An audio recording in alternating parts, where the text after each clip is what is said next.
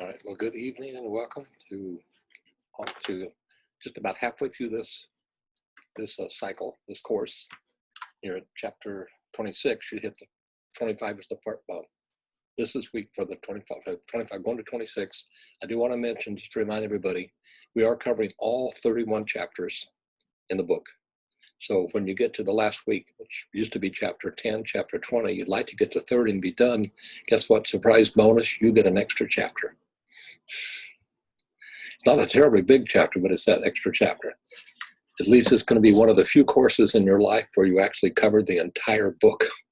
You bought a book and you actually read every single chapter. For those who, as you move ahead and get board certified and decide to get your next resource, I'm going to be recommending the Cooper book, and because you have that for this one. And the second edition Cooper book will prepare you well for the final. Just everything you looked up in Lasting Change, you're going to want to look up in Cooper, because that'll be more clinical. And the third edition of Cooper has come out, but it's not going to be required until 2022. So you're good with the second edition, but down the road somewhere you may want to pick up the third. They've added some chapters on some new things. Okay, let's see, Monica. Let's see if I can make sure I get my attendance here. All right. And Ronald, there's Ronald on it. Okay, 1, 2, 3, 4, 5, 6. 1, 2, 3. All right, so we may have somebody drop in. I'll try to catch them when it comes up. All right, so start off with, are there any particular questions or comments before we start? All right. Well, this is chapter 26. And chapter 26 is on preventing problem behavior, unwanted behavior, inappropriate behavior through antecedent strategies. And this was a big shift in the field some few decades ago when they first started learning how to use the environment to change behavior, trying to be behavioral. The field tended to jump right on the consequence model. So the idea is, certain behaviors be reinforced by certain stimuli, others are punished. So if you've got a reinforcer and you want a behavior, pat on the reinforcers, pat on the reinforcers. And if you've got a problem behavior and you want to get rid of it, pat on the punishers, pat on the punishers. So the field was very much consequence driven for quite some time. And then Iwata did functional analysis and he showed us a way to isolate some variables. And as we began to learn what some of those conditions were that set off the behavior, so when they see this is what's causing the problem, we need to know how to turn it off. So the field made a shift to start looking more at preventing problem behavior. And this became the whole issue of doing antecedent interventions, antecedent strategies. What can we do if the behavior starts to go wrong? How do we change it? Or how do we do things to not even set it off?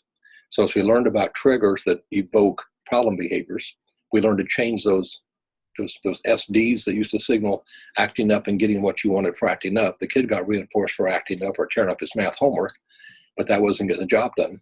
So they learned to set different SDs, learn how to change the antecedent conditions. And there are just countless strategies for that. I'm going to show you several when I get through this list.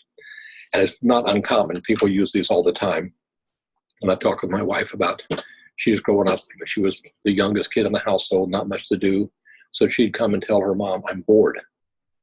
And rather than entertain a complaint, she'd say, go clean your room. She'd give her something to do. And sure enough, she'd go in to clean the room, and within minutes, she found toys. She's playing with toys. So what you got was a simple redirection. And sometimes when kids complain, I have nothing to do, just behavior is something to do. So a lot of people use redirection, don't even realize it.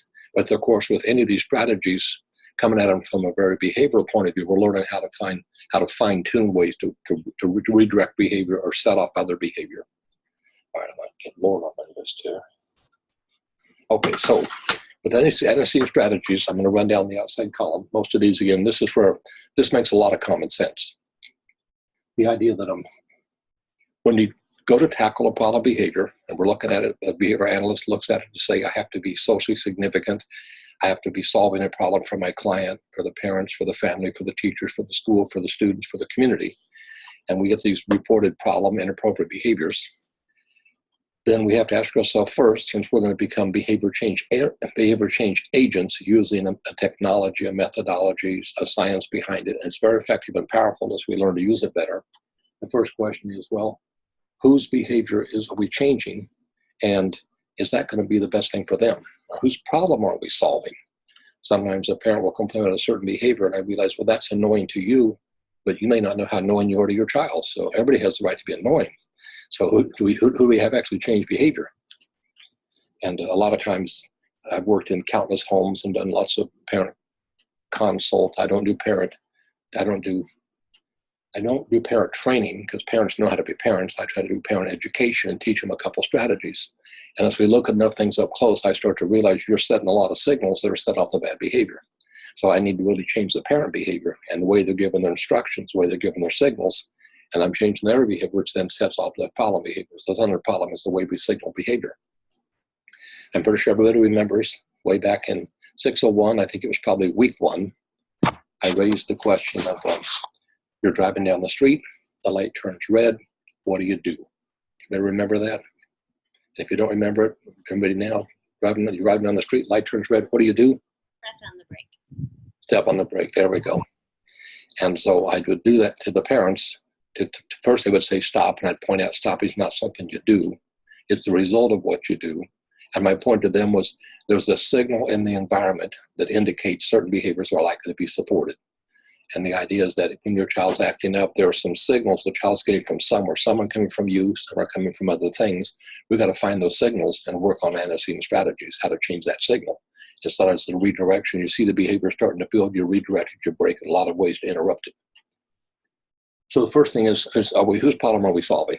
I worked in group homes for a lot of the staff were working, well, the clients in group home were what they called level 4I. They were profoundly severely retarded, had some of the hardest diagnoses, almost all on medications, a lot of troubles. And they would complain about something some client did. Some client liked to keep the furniture up against the wall. And they liked a little space behind the furniture. They get the handle mop back there. I had to point out, this is his house. He lives here. You're cleaning. And for your convenience, you want the couch away from the wall. But he was in institution for 32 years. And they had everything against the wall. So he wants to put everything in his place. And every week you're fighting him. You keep moving his furniture away from the wall. He keeps putting it back. And you're complaining to me that he won't leave the furniture alone. Well, you know what he told me? He wished you'd leave the furniture alone. Except the client can't actually. If he could advocate for himself, he'd be even better. But usually these clients were very limited in their abilities. So the first question is, whose problem is it? Whose problem am I solving? Now, there are times when if I could get a child to make a change and get a client to make a change to make it easier to cooperate with the staff. Cooperation is a great skill. Everybody needs it. So you can get more support. If everything you're doing is knowing everybody, you get no support from the environment. So some of this is fine balance of getting collaborative goals and working towards those so everybody sees some benefit of it. Okay, the next thing is the client rights is a big article in our field is called The Right to Effective Treatment. And it's a Java article. I think we read it earlier in the course, somewhere in the 3 courses. And the idea is the client has a right to effective treatment. That means something's evidence-based, somebody with competence, behavior training changes that will make their life better in the long run, not just the short run. And so we're always looking to see the client has the right to the least intrusive treatment. So we've got to make sure we're considering, would you like that done to you? Do you want that procedure on you? Would you like this happen to you? To start before we do it to someone else. So first it's just to realize and respect whatever someone's challenge is. And in the cases when we work with a lot of people who have diagnosis, they've got some challenge already. It's nobody's fault they have that diagnosis, but they have learned some maladaptive behaviors. So we need to figure out how do we help them find their way and be successful, and try to find a procedure that's agreeable to them. If they can be in on the goals and some of the procedures and some of the choices, it's going to help get buy-in. If they can understand how this will make it better for them as well. So we want to be sure to recognize our clients' rights. The next thing up is disadvantages of punishment. And I mentioned early in the field, people kind of caught on to, oh yeah, positive reinforcement. We need to find a way to reinforce and encourage and strengthen that behavior. But then for problem behavior, we try to figure out how do we punish it. And punishment's not the only deceleration technique. There's a lot of ways to reduce behavior without punishing it, without scolding it or spanking it or taking away a reinforcer. So when we do use punishment, one thing to keep in mind, because it seems to be pretty much a go-to. People immediately turn and yell, don't, I'm going to ground you. They scold. They do a lot of punishing strategies to try to suppress the behavior. And for the most part, punishment will almost immediately shut something down, but behavior goes where reinforcement flows, and that behavior is going to find somewhere else to get reinforced. So if we don't find a way to help direct it to a better, more adaptive behavior that will still be supported, punishment simply produces side. It has usually an immediate suppression effect, but it isn't always very long lasting. And it does tend to have these side effects of revenge, retaliation, sabotage. If you're punishing a lot, you get paired as that active stimulus and you become a conditioned punisher. And the role you need is to be a conditioned reinforcer. So punishment is one of the last things we want to go to, which is part of the point of this book, and more so in the field the last 20, 30 years, is find antecedent strategies. Use punishment as an absolute last resort. If you've got some serious problems, you punish it immediately, shut it down, but right away get busy finding a replacement behavior. So disadvantage of punishment is what its advantage is that it works, it's natural, happens in the natural world, and it's going to happen in many cases, but it's not our go-to strategy unless we've got serious injury or damage. Okay, now, so the next thing is to bring up is the positive behavior interventions. So the idea is we're looking for ways to promote good behavior. And if we get enough good behavior happening and get that stronger, there's simply less time for the bad behavior.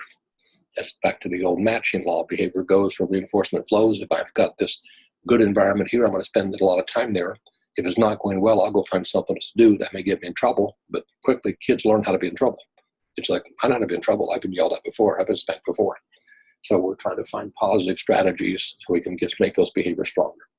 And with that comes the introduction to antecedent strategies.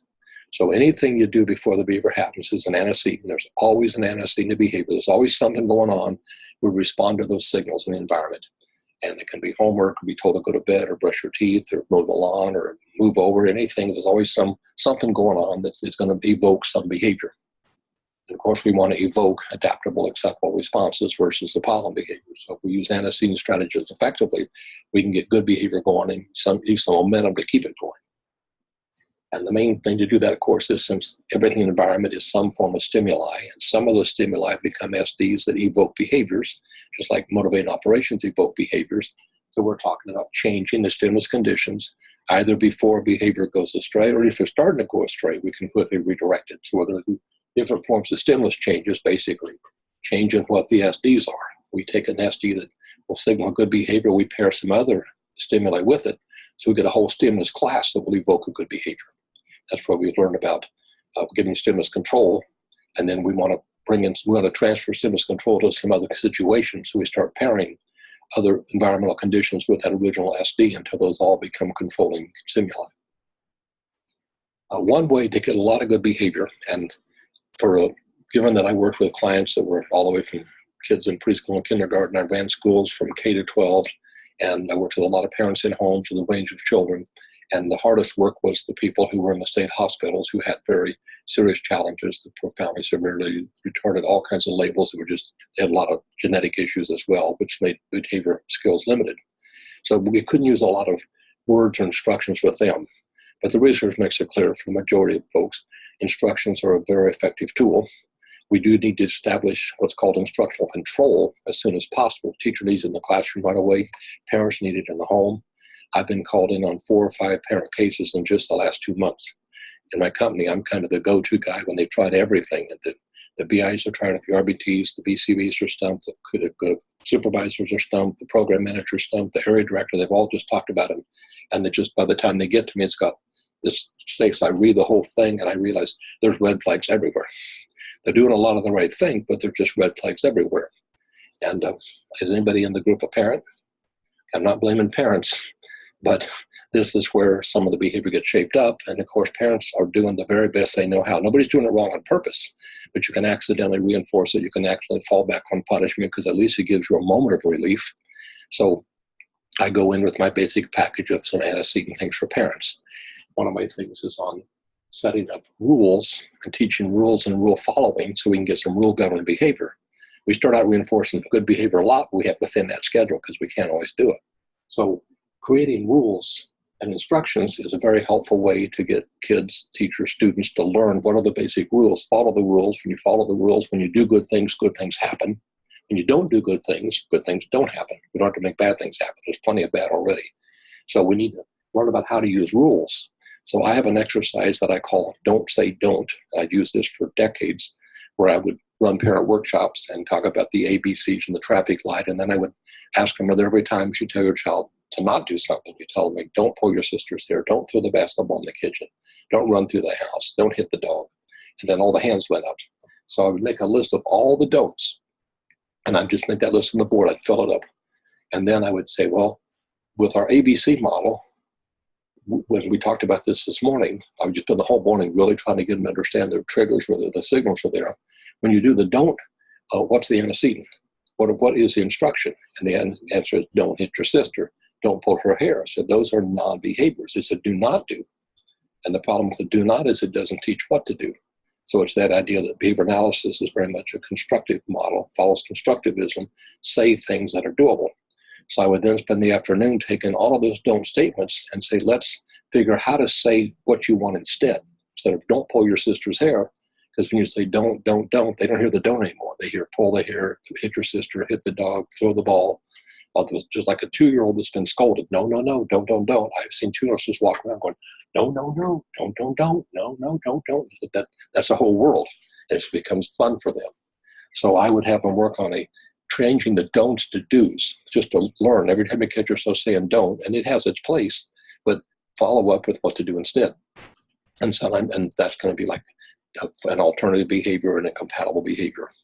So we need to teach basic rules and use instructions, and instructions can get a lot of mileage. A lot of times their parents would go home and start trying it and come back and tell me, I was so busy trying to stay ahead of the problem. With don't do it, I started giving the do's, and my kid was just about as happy to do a do as a don't. He just wanted interaction. He just wanted attention. He knew how to get it with the wrong behavior, so we had to learn how to get with the right behavior. So state the right behavior as a doable, as a constructive imperative statement, and then when you get any part of it, then you start shaping. Thank you for picking that up. Then let's sit down and play. I demonstrated this to some friends of mine after I got out of the Army. I just started learning this, and I went to their house to visit them. And they had a 2-year-old by the time I started in college, and they were settling in. And they asked about, how's your little boy? And so he's wonderful. He's a terrible 2. He runs, he gets into everything. He gets into the ashtrays. He can't hardly smoke up, but the ashtray's up high. So when we're sitting watching TV smoking, it's not convenient. We can't build a fire in the winter because he gets under the fireplace and gets in there afraid he's going to get burned. We can't play our records because he sits on the plastic dust cover for the record player. In the old days, we had those turntables, big plastic dust covers. And those are the 3 things that are his go-to. He just goes from one to the other. And I listened. I thought, well, okay, so he knows how to get, because he would go over to the fireplace and look at us. I thought, well, he wants attention. No, he wants to get in the fireplace. I said, well, they cleaned the fireplace out. So he couldn't have fires. Now he goes to the ashtrays. So they had to put the ashtrays up. And they had to hide the stereo behind the couch in a corner. And I was trying to explain to him, well, you see, all behavior has a function, and what he's doing, he wants attention. And it was like, well, is there something wrong? No, everybody wants attention. I'm the biggest attention hog I know. I want attention. So, of course, he wants attention. But he's getting attention for the wrong behavior. And they thought, look, we know you from the Army. You know nothing about child psychology. What are you telling us how to raise a kid? You don't even have a kid. I said, well, I read this book. And they go, yeah. So I said, okay, let me try an experiment with you. He's playing a little bit. He's got a pile of toys here, and he's running around. He's looking at me. And I said, he's going to go ahead and put the ashtrays down, even though they're empty. And when he goes for the ashtray or the stereo or the fireplace, we're going to all jump up and run over and dive into that pile of toys and start making a racket and hooting and hollering and playing with those toys. And my prediction is he will abandon the ashtray. He'll abandon the fireplace, and he'll come and join us, because that's where the action is. And they're like, what? He would never do that. How often does he sit and play with his toys? Well, sometimes. When he does sit and play with them, what do you do? It's like, he's playing with his toys. Don't interrupt him.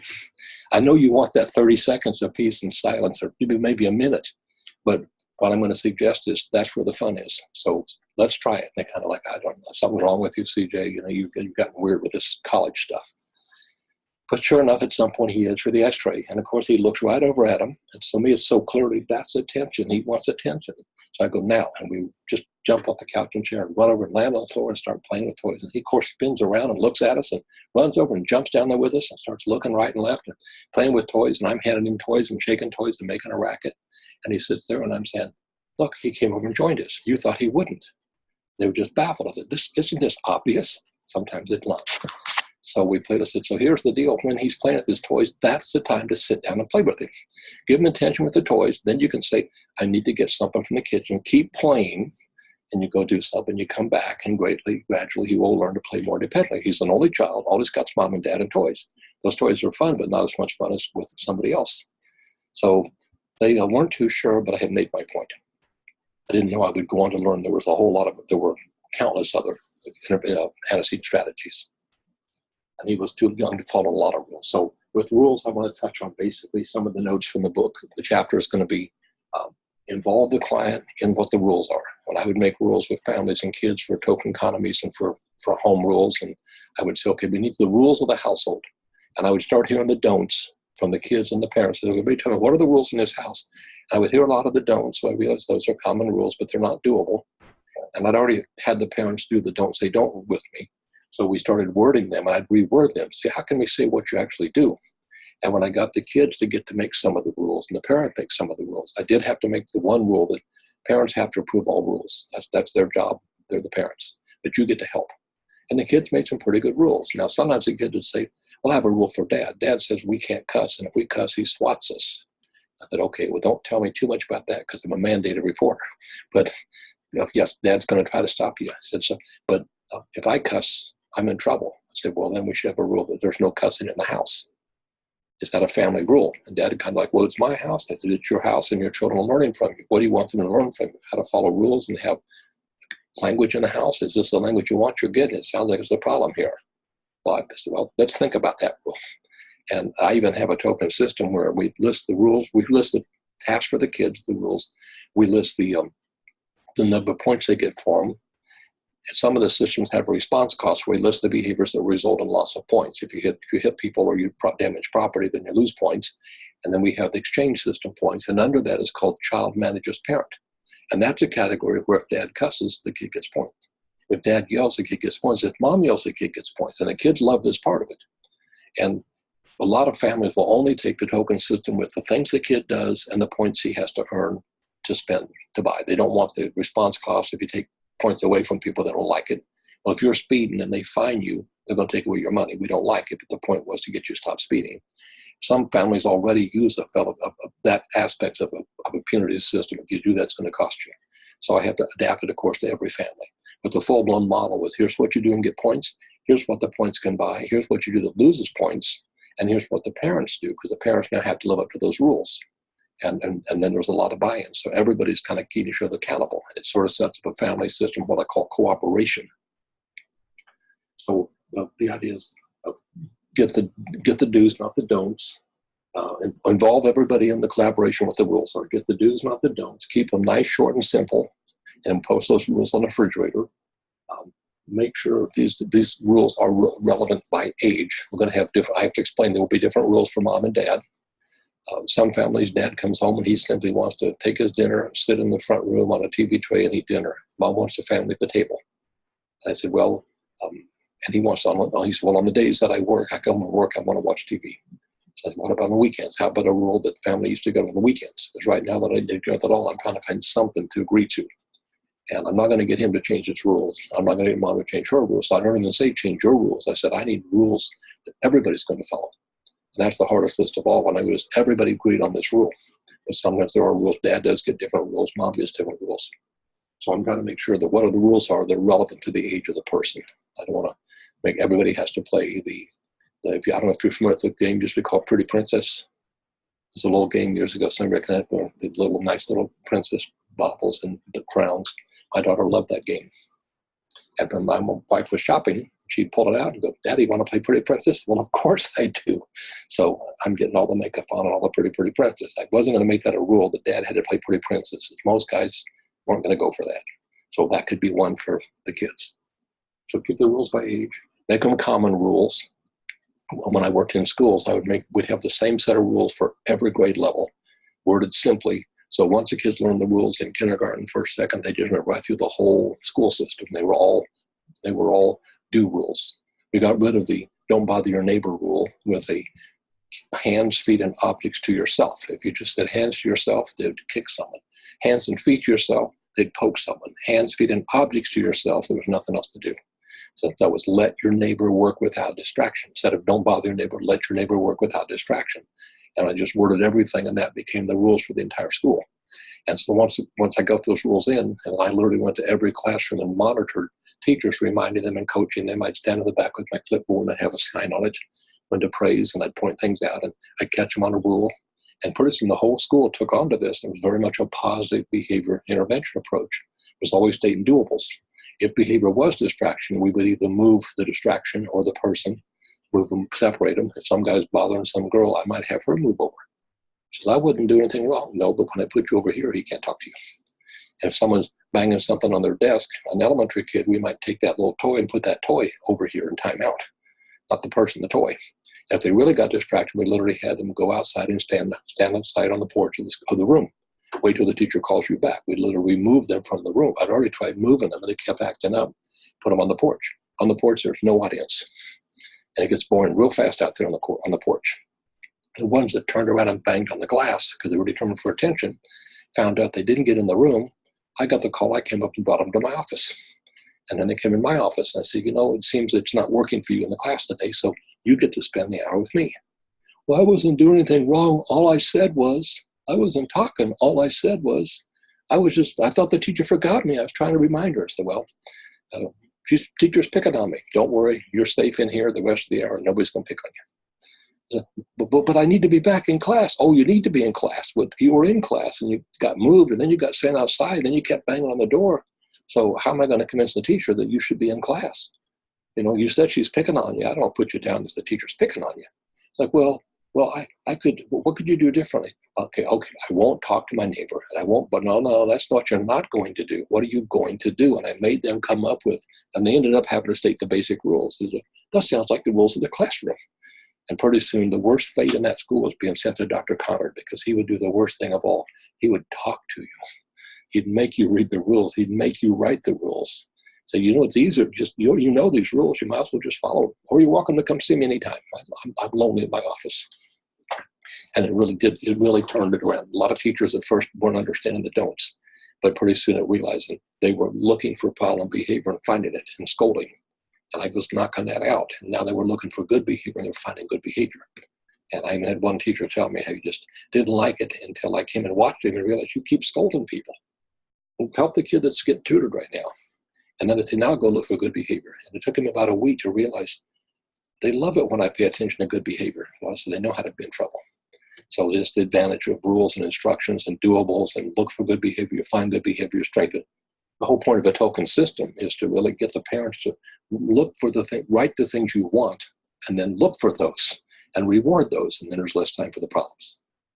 So with the rules, common rules, then you literally teach what the rules are, and use a lot of reinforcement when you get rule following. When you do get some simple instruction, start with a lot of reinforcement, then thin it down.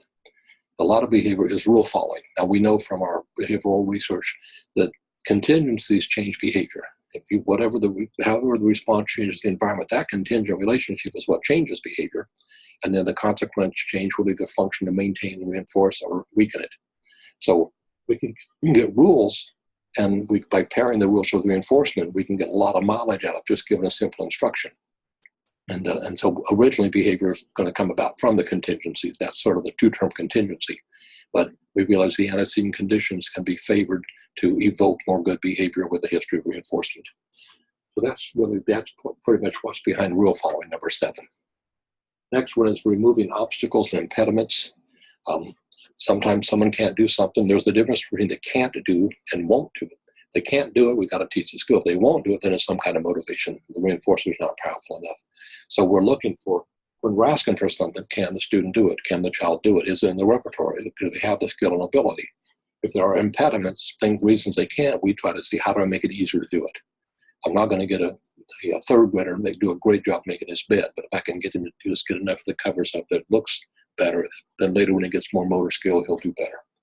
I had one mom that wanted the bed made perfectly. I thought she'd been in the Army. She was so insistent on it. So I had the boy make the bed, and it looked great to me, but it wasn't my judgment, it's her judgment. So then I had him make the bed, and then I had her make the bed. I had him watch what she did, and I took pictures of exactly how she wanted the bed. Now, to me, that was not the hill to die on, but he didn't have any real big problems. They just needed a few more cooperation. So I got him to agree he would make it the way Mom liked it, and he got double points when he did that. That was important to her, and if I could get him to meet one of her criteria, I could get her to give some ground. In fact, with him, I made up the list of behaviors with his parents.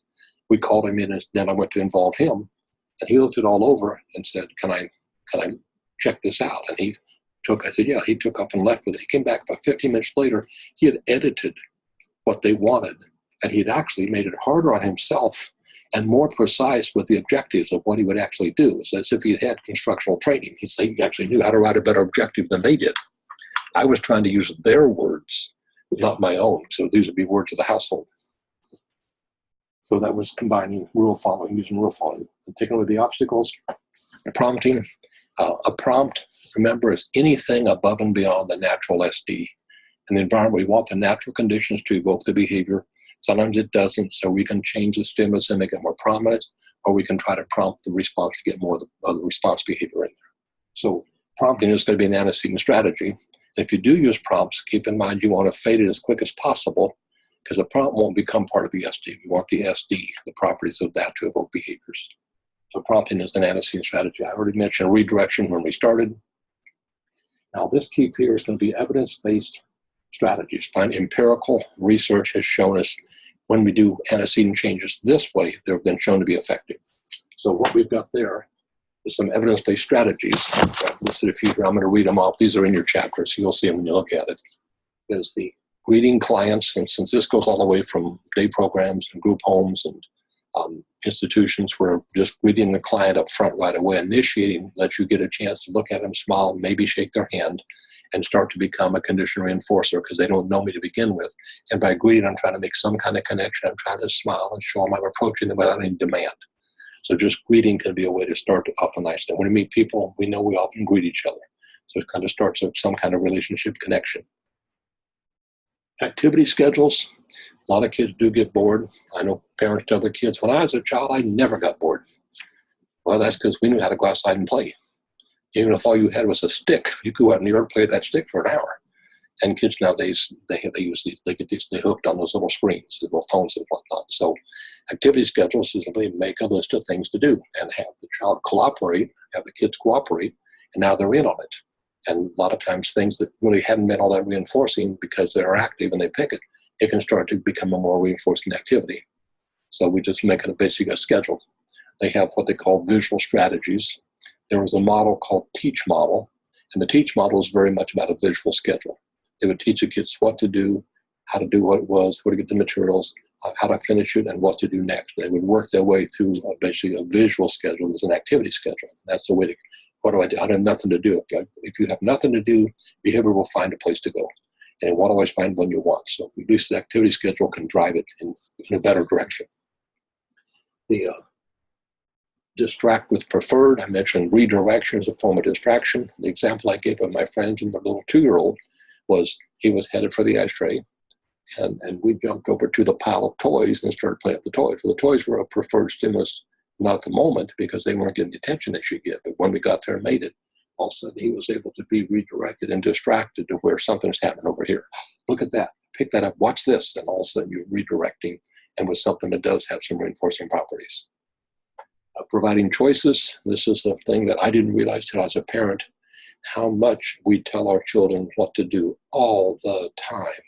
Get up, get dressed, do this, come here, put that down, have dinner, take your bed. We're just always giving instructions to the kids. And I didn't realize how much we did that till I found out how much I did it in the home and realized I want her to have choices. So this was a lesson learned from me. I was teaching it all the time at school. The schools that I ran, the teachers give the kid a choice.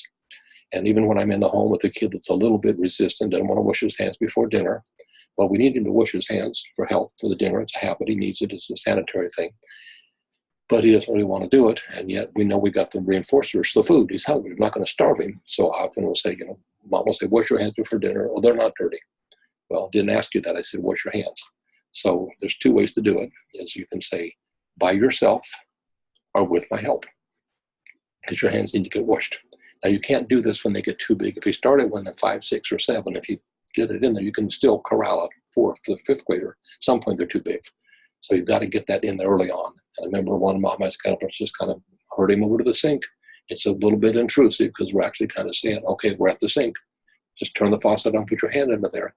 And even if we just have to get a hand and turn it on a moment, then okay, your hands are washed. They weren't washed, but at least we got it started. So all of a sudden he learns it's quicker to just wash my hands. So the idea of give him some choices, even though the choice is not, do you want to do it? Do you not want to do it? Do you want to go to bed now or later? Well, it's always later. It's not, do you want to do it? Do you want to clean your room? No. So it's, do you want to clean your room by yourself or with my help? And so it's going to happen, and I'll help you. But I'm going to get the behavior to happen so I can find some way to enforce it. Even if I pick up 10 items and you pick up 3, it's a start. Next time you'll be getting 4, and then you'll be getting 6. So I'm trying to use some behavior momentum and get an easy thing to do. I'll get the big things, you get the little things. And now we get some participation, then we'll start a conversation, talking, laughing, joking, and now we've sort of moved by some choices. What do you want to pick up? That I'll pick. You pick up one, I'll pick up one. You tell me what you want to pick up. Give some choices. So that brings us back to collaborating. If you do behavioral contracts and you set up goals, is the person wants to be in on it. I know I want to have some say in my house, and I realize that no matter what I do, when I think I have the last word, there's always a following sentence. I don't know how that works, but I've learned that. That's just something that happens in houses. Who gets the last word? Well, whoever stops talking. I don't think that rule works. Anyway, goals and collaboration. Contracts. What goes in the contract? What are you willing to do? What rewards would you like? I would let kids make the list for the things. What would you like your parents to get you? And I'd say right now it's anything you can think of, and then we'll see what's realistic. And I would get one little girl wanted a pony. One boy wanted like a Corvette. She was 8, he was 10. I thought, well, they're not going to get a pony, not in that backyard, and not going to get a Corvette. But I let them put anything they want. They kind of went through the fantasy list first. Okay, what else? And then once they realized, not going to pirate ship. Okay, put it on there. Then we start getting down to brownies, go to the movies, family. They start getting down to things that are more reasonable. And then I had to coach the parents, don't panic when they name these fantasy items. And then I'd say, okay, now we've got this list here of things you want. Now let's figure out, what do you think your parents would actually let you have? Because we got to get them to agree to this. And then the girl would say, well, I'm not going to get a pony. And then the boy would say, well, I can't even drive a car. I said, well, you can keep them on the list, but not this list. Save those for later. And so at least they were in on it, and they had fun with the fantasy of a get a pony. Every so often, I think I'd like to retire, but I'm short a few $100,000 to pay off all my debts and house and my kids in college and everything. So I think I'm going to win a lottery. I'll just go down the street or settle and buy a lottery ticket. Win it's up to like a couple billion. That'll take care of all my debts. I go down and I drop $2 on a lottery ticket. And for those next 24 hours, I get the best fantasy. I'm going to buy this. I'm going to do this. Even if it's only 40 hours, at least I owned everything I wanted temporarily. So let them start out kind of big and bring it down to what we could really get. Another thing is what's called reduced contingent effort. How hard is it to get this? Well, if we can make it easier to do it, make the task easy to start with, we can get some behavioral momentum better. So the idea of reducing the effort makes it easier to do it. If I can make the job easier, I can get some cooperation, some engagement, and that'll prevent fighting a big battle. Choose the hill to die on. Don't pick a hard task, not to start with. A thing that's often used in classes when teachers are trying to get the kids to cooperate is have them all give answers at the same time. So if you've got someone kind of messing around, the teacher says, okay, everybody, when I say this, I point to the word, everybody say the word. Everybody read the sentence out loud. The choral responding starts to pull them into the group, and that can redirect them from sitting around and goofing around and being distracting. So these are all potential antecedent strategies. Other ideas is modeling. Often we show here, do it like this. We model it, show what it looks to, and then they copy the model. And a lot of kids on the spectrum don't have a lot of imitative skills. We just typically tend to think we always imitate. I mean, babies imitate amazingly soon after birth. I mean, within hours. I went to a conference in Texas the 20th of July, and there was a doctor, a high-powered doctor, came and showed videos and talked all about babies and imitation and connections and communication and eye contact. And she wore glasses that had a camera in the middle, and she would be watching where these kids were looking, trying to diagnose early signs of autism, and realize that some will be looking at the eyes, a lot of them will be it's aversive, the gaze is aversive, and they would be looking more at the chin than the eyes. The sound's coming from the chin, but looking in the eyes, which is pretty common for most typical development. There's clearly cases she showed us so many little short videos where that kid just would not engage. She would be assessing a kid and she would just be in his face and realize that kid was so gaze avoidant that this was clearly some indicator of those mirror neurons in the amygdala of the brain just weren't firing. And early detection. They've done more and more research with tracking, eye tracking of infants to determine what they're looking at, what draws their attention. So modeling is a way to show it. And and you're trying to get some imitation. And that's where some kids just don't, we have to literally teach imitation. Do this, okay, something easy and simple, do this, and get them to start to copy behavior. And that can then be a way to show them how to do it correctly so they don't do it wrong, and that saves the problem. Social stories have not really had a ton of research on them, but there is some emerging evidence that when you write a story about the boy who went to the dentist and he listened and he opened his mouth wide and he followed instructions and he got a balloon and usually you're not supposed to get a piece of candy when you're the dentist, but because that's kind of against it. But you write a story about some other child, a lot like the one you're working with. And then if he hears the story and you do it right, I want to be like that kid. Remember how Robbie got to go to the store and got to go to the Toys R Us and pick a toy. Robbie got to go to the 99-cent store. It's only $1 trip. So the idea of the social stories has had some support. And in the second round from the National Autism Council, it went from a non-established treatment to an emerging technology, emerging treatment model.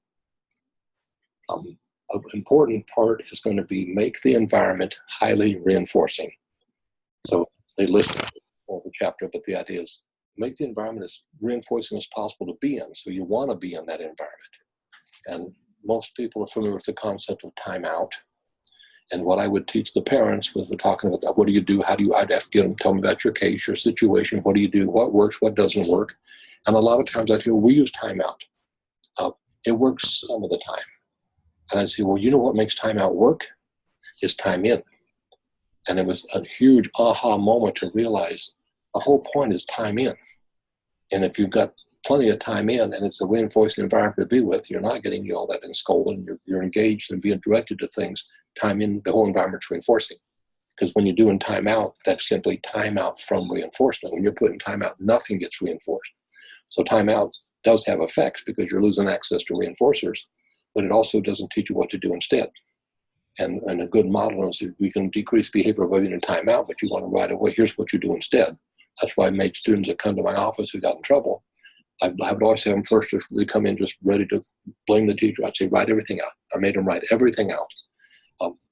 I didn't like it in the sense that it was rehearsing what they did wrong, but I wanted them to at least tell their side of the story. And then the exercise was, now what would you do different? What could you do differently?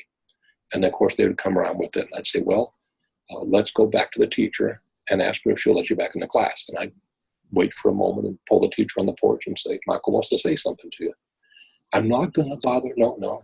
That's what you're not going to tell it to you what you're going to do. Oh, that's right. I'm going to do what you told me. Oh, okay.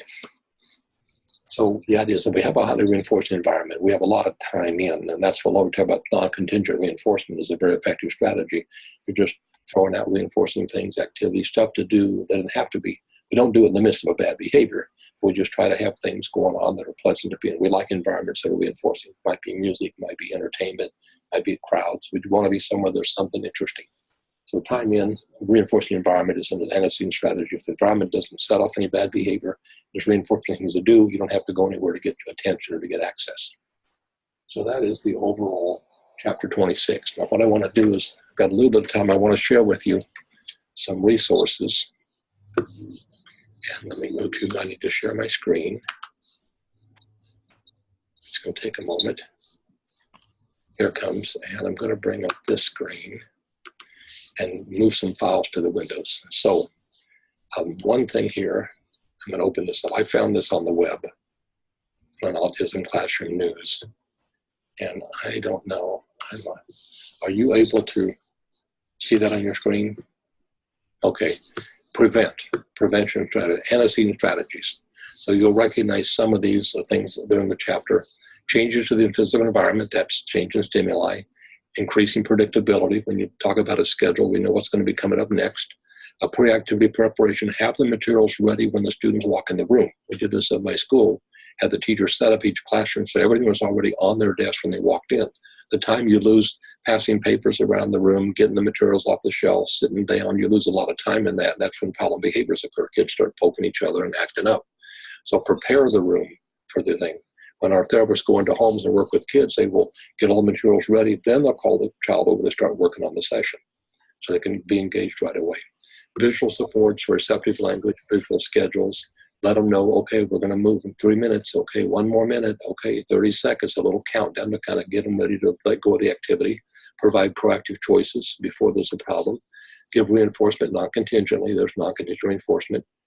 If something's getting hard for a kid to do, we break it down and say, okay, let's take a break. And we teach them to ask for a break. But if we see it's kind of getting tough, we say, do you want to take a break? Or if we realize they're kind of looking around, they're looking for some attention, there's a chance to pay some attention to it. The social narratives, that's the idea of like a social story to prepare them for a change. Modify or accommodate the demands, modify how you present them, take a break from work, change the pace, find preferred activities, and sometimes you just got to get up and move around. I had a third grade teacher that said she wanted those kids to sit perfectly still while they do the homework. And I said, nobody sits perfectly still, but she was just one of these hard driving, I want total compliance in my room. And I would come and sit and watch. And she'd say, see, look, he slid his chair back. I said, well, he adjusted his chair. He wasn't comfortable. So I said, let's try this. Let me watch you. If you see something, just kind of wave at me and point, but don't say a word. I want to get a record of all this. I'll write it all down. And so she'd see it. And I just got it. And realized that she was overreacting to everything.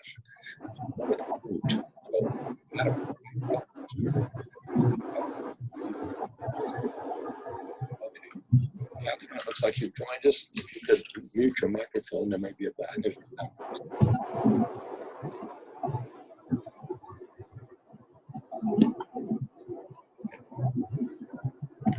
Catherine, if you hear me, see if you can mute that mic.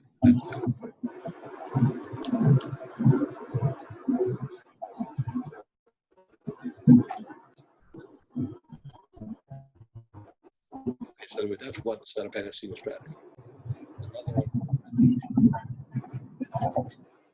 This is the National Autism Council report from 2009. They did here. Evidence-based established strategies for antecedents in 99 studies.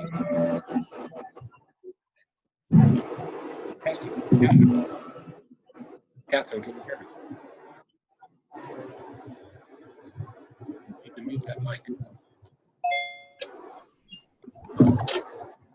Okay, so here's the antecedent strategies, and I'm just going to read it. Yeah, these are more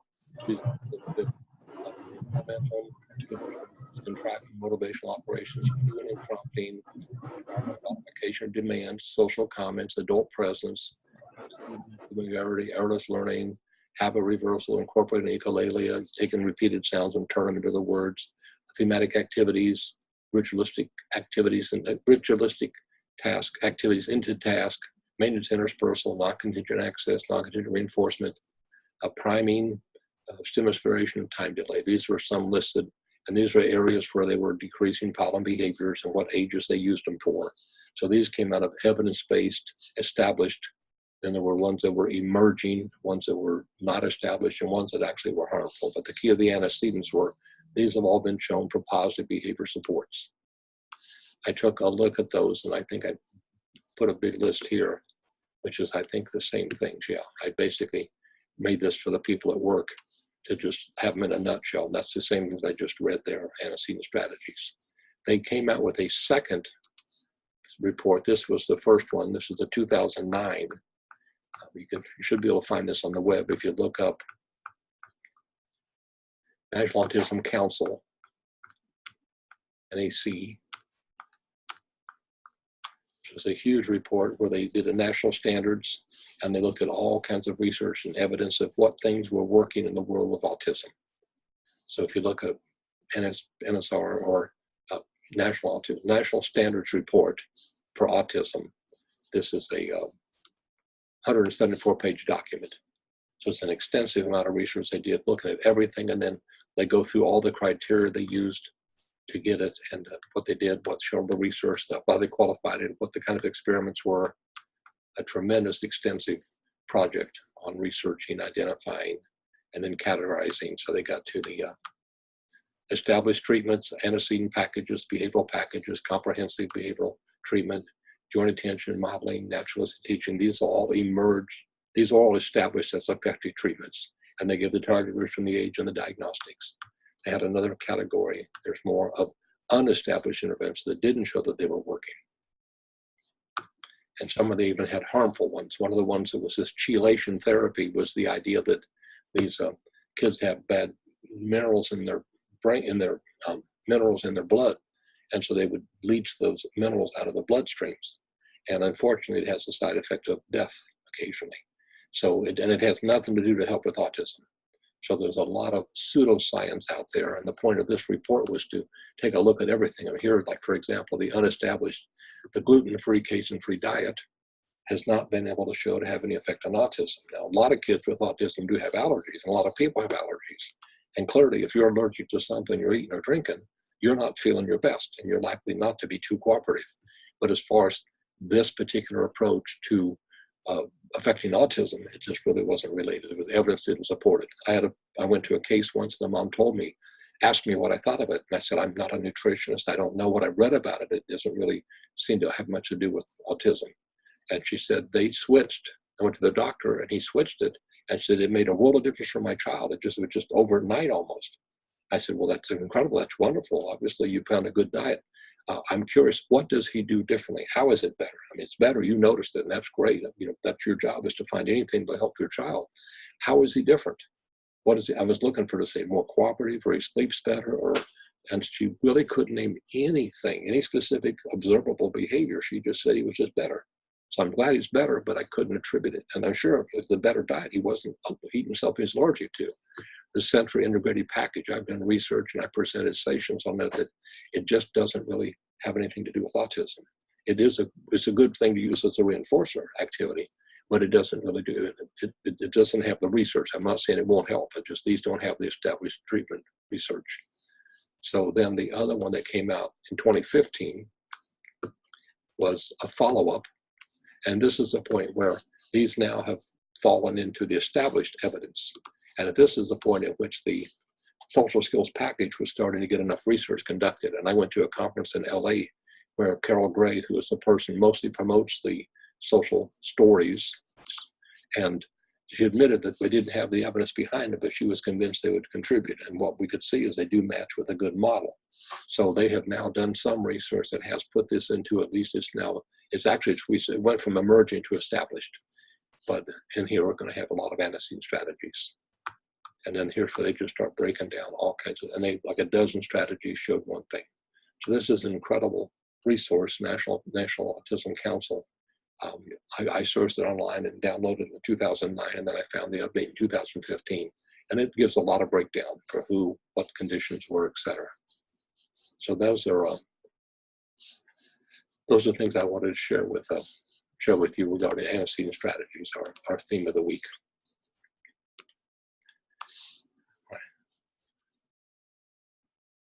Okay, and Ronald, I see now you posted a link. Okay, excellent. A link to that image. Outstanding. So thank you for that. Well, basically, that's, I won't say in a nutshell, because I filled about 55 minutes worth, so you couldn't put that in very many nutshells. But there's the chapter 26, and there's some of the extra information out there as you work on antecedent strategies, and as you're working in the field. As I mentioned, the field really has made a shift to more of an antecedent strategy approach. Just prevent it as quick as you can.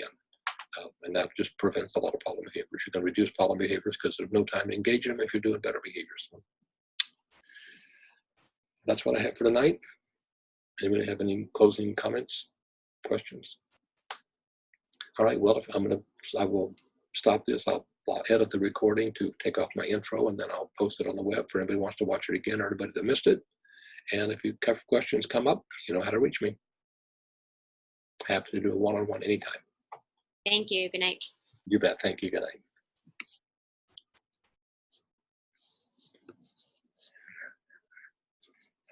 Everybody.